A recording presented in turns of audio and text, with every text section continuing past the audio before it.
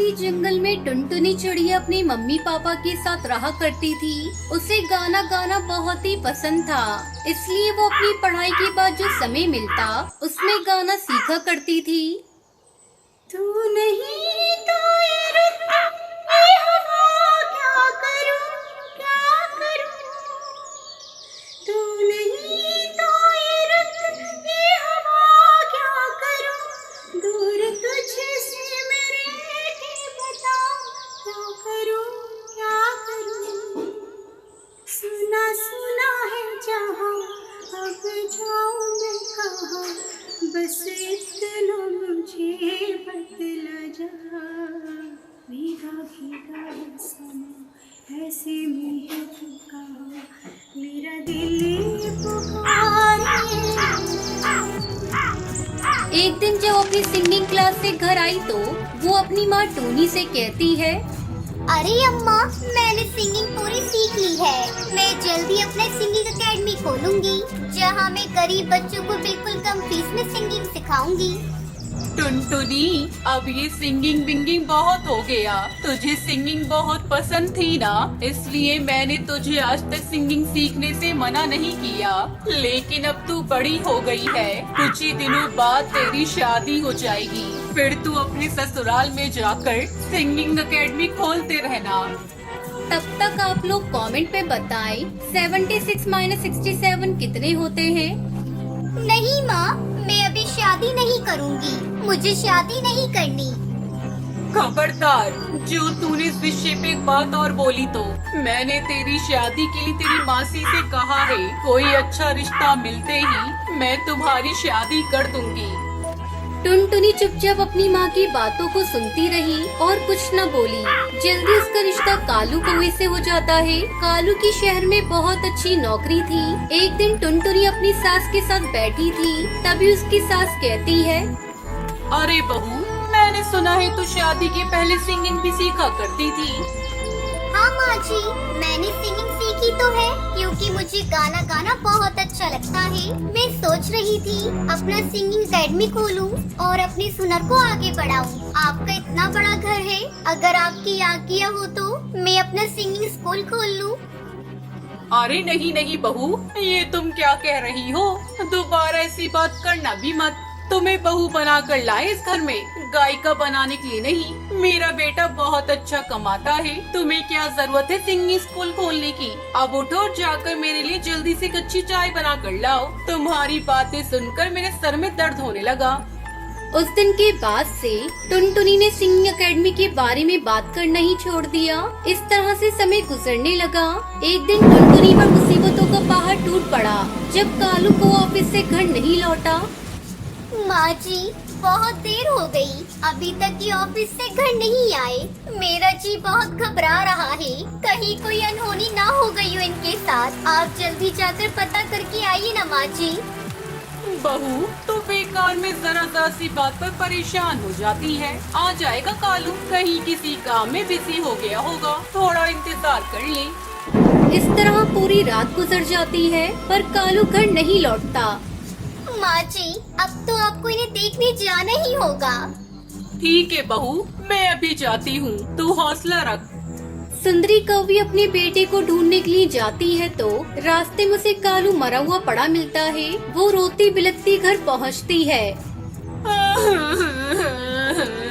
अरे बहू, हम बर्बाद हो गए बहू।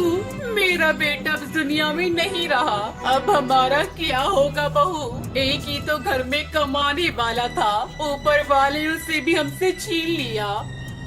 माँ जी, आप झूठ बोल रही हैं। ऐसा नहीं हो सकता माँ जी, ये सब क्या हो गया। कालू जी आज बहुत खुश थे, वो मुझसे बाहर घुमाने का वादा करके गए थे। पता नहीं हमारी खुशियों को किसकी नजर लग गई। मैं कैसे जीऊंगी, मेरी तो दुनिया ही उजड़ गई। ऐसे ही कई दिन गुजर गए।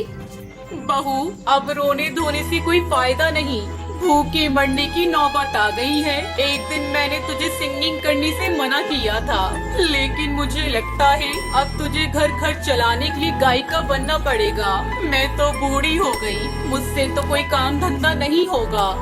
टुनटुनी अपनी सास की बात मानकर सिंगिंग एकेडमी खोल लेती है और बच्चों को सिंगिंग सिखाने लगती है, जिससे उसकी कुछ आमदनी हो जाती है। इसी तरह दोनों सास बहू खुशी खुशी रहने लगती हैं।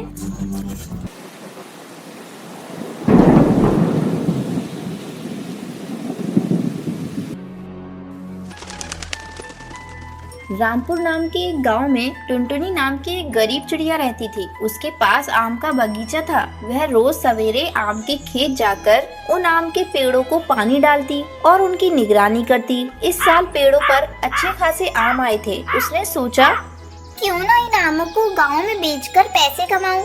फिर वो आमों को गांव में जाकर बेचने लगी। पर इस साल टुनटुनी चिड़िया को आम के अच्छे दाम नहीं मिलते हैं, इसलिए वो आम को वापस घर ले आती है। तभी बंटी कबूतर टुनटुनी चिड़िया से पूछता है, अरे टुनटुनी, क्या हुआ? इतनी उदास क्यों हो?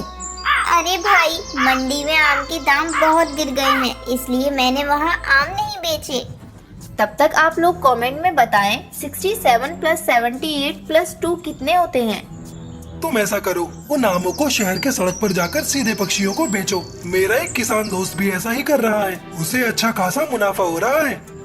ऐसा कहकर वो कबूतर वहाँ से चला जाता है। अगले दिन टुनटुनी आमों को लेकर बेचने के लिए सड़क पर निकलती है। टुनटुनी चिड़िया अपने आम एक भीड़ भाड़ वाली जगह पर रखती है। टुनटुनी चिड़िया के पके आम सभी पक्षी हाथों हाथ लेते हैं। देखते ही देखते टुनटुनी के सब आम बिक गए और कमाई भी अच्छी हुई। वह खुश होकर घर लौटती है। टुनटुनी चिड़िया के पड़ोस में एक लालची किसान कालू कौआ रहता था। कालू कौआ टुनटुनी के हाथ में पैसों की थैली देखकर चौंक जाता है। कालू चुपके से टुनटुनी चिड़िया की बातें सुन लेता है कि कैसे उसने सड़क किनारे जाकर आम बेचे और पैसे कमाए। फिर अगली सुबह कालू कौआ भी अपने खेत में जाकर कच्चे आम तोड़ता है और उन पर केमिकल छिड़ककर उनको पकाता है।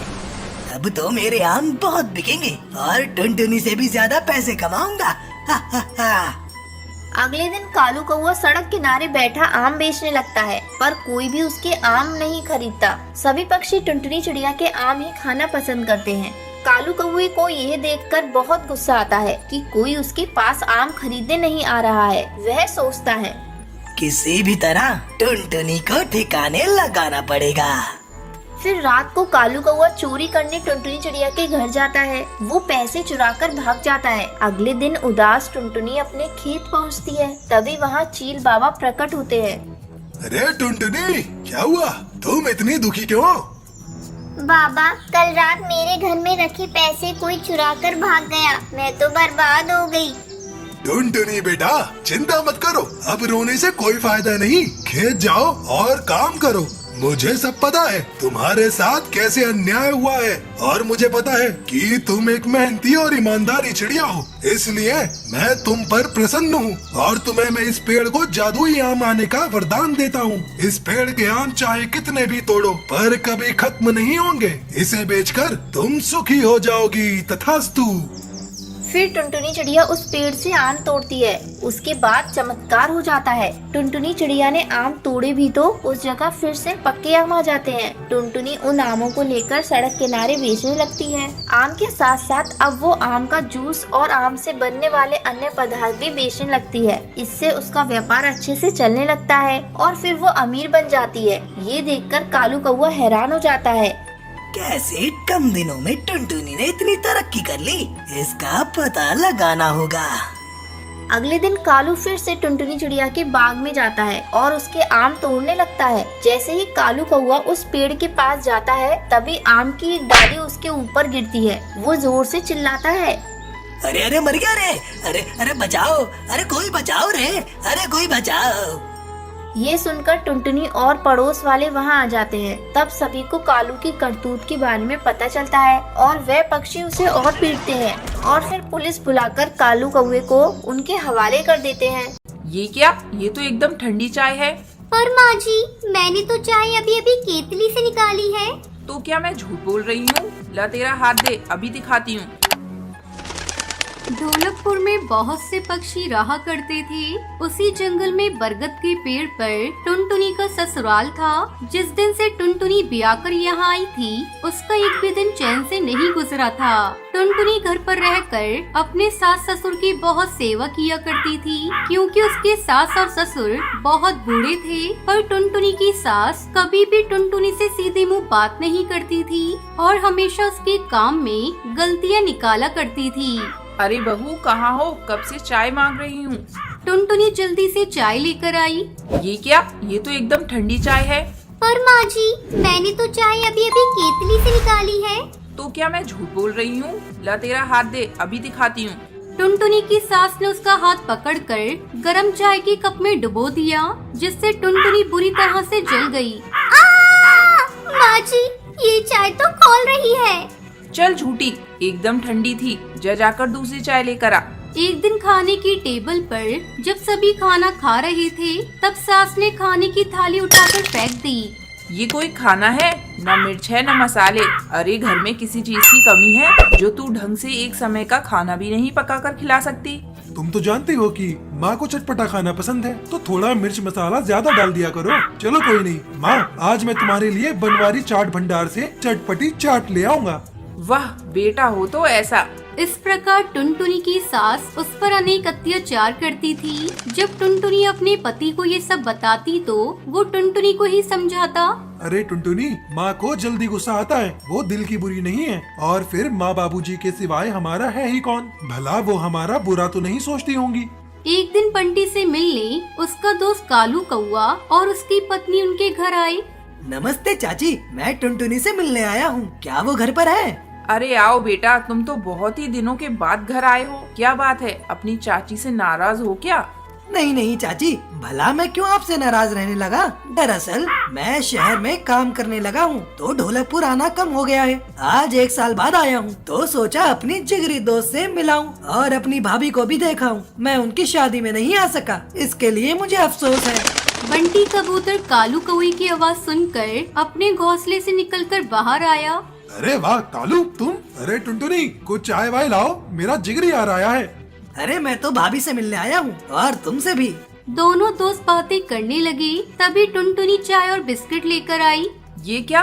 बस नाश्ता? जाकर गर्मा गर्म पकोड़े बनाकर लेकर आ, आलसी कहीं की। माँ जी, मुझे बहुत बुखार चढ़ा है, मुझे चक्कर आ रहे हैं। मैं ज्यादा देर खड़ी रहकर किचन में काम नहीं कर पाऊंगी। कोई बात नहीं भाभी, मैं तो बस आपसे मिलने आया था। मुझे चाय नाश्ते की जरूरत नहीं है, जाकर आप आराम कीजिए। अरे बेटा, तुम नहीं जानते इसके रोज के नए नए नाटक रहते हैं। जरा सा काम बता दो तो बीमार पड़ जाती है। जा जाकर पकोड़े और चटनी बनाकर लेकर आ। टुनटुनी को आखिर पकोड़े बनाने जाना पड़ा। कालू की पत्नी भी उसकी मदद करने किचन में चली गई। बहन, मैं तेरा दर्द समझ सकती हूँ। संसार में सभी को अपने हक के लिए स्वयं लड़ना पड़ता है। पकोड़े खा पी कर कालू कौआ की पत्नी वहाँ से चले गए। अगले दिन अरे टुनटुनी, मेरे लिए गरम चाय ले आ। टुनटुनी चाय लेकर आई। लीजिए माँ जी, आपकी चाय। चाय गरम तो है ना? वरना सोच ले, तेरे मुंह पर ही चाय फेंकूंगी। हाँ माँ जी, बहुत गर्म है। आपको यकीन ना हो तो अभी दिखाती हूँ। टुनटुनी ने सास का हाथ पकड़ा और गरम चाय के कप में डाल दिया। सास चिल्लाने लगी। तूने मेरा हाथ जला दिया। आने दे बंटी को, मैं उसे ये सब जरूर बताऊंगी। शाम को टुनटुनी की सास ने बंटी से उसकी शिकायत की तो वो बोला, माँ चाय गर्म है या नहीं, ये पता लगाने का नया तरीका तुमने ही तो अपनी बहू को सिखाया है। इसमें मैं क्या कर सकता हूँ? अगली सुबह सास बबली ने टुनटुनी को आवाज दी। बहू, कुछ खाने को नाश्ता तो ले आ। टुनटुनी ने तुरंत टेबल पर गर्मा गर्म पकोड़े परोस दिए। सास ने खुशी खुशी पकोड़े मुंह में डाले तो उसका मुंह जल गया। पकोड़ों में इतनी तेज मिर्च मसाले थे कि पूछो ही मत। ये क्या? इतने मिर्च मसाले क्यों डाले हैं? माँ जी, आपने ही तो कहा था मैं फीका खाना पकाती हूँ, इसलिए मैंने चटपटा नाश्ता बनाया है। सास बेचारी कुछ कह नहीं पाई।